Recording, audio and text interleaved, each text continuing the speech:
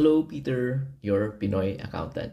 So in this video, we'll talk about paano ba mag-fill out ng sworn declaration na i-attach natin doon sa BIR inventory list.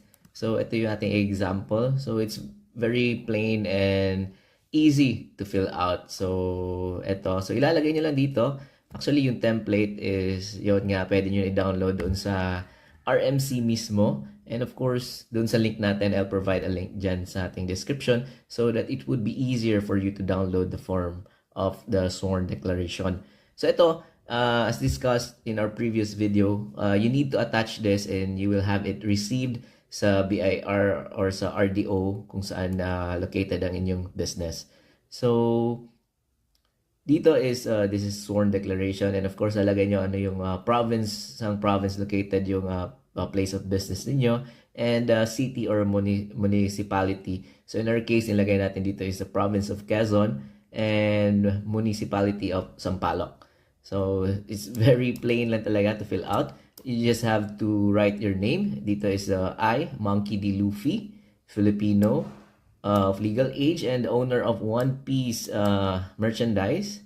Ayan, business address located at Sampaloc, Quezon.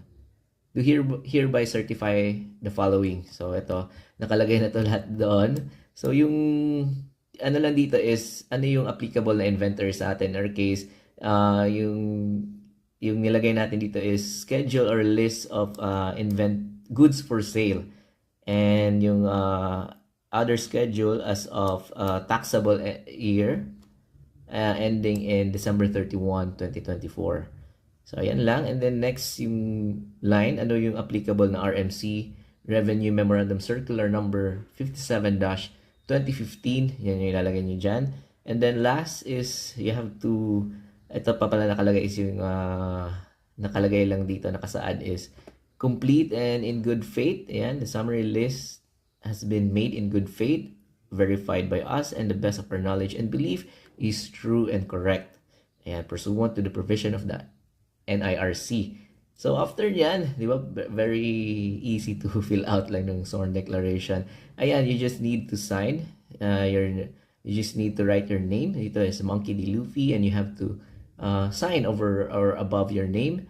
And then that's it. You have to have it notarized sa inyong suking notary public. Ayan, so that's it.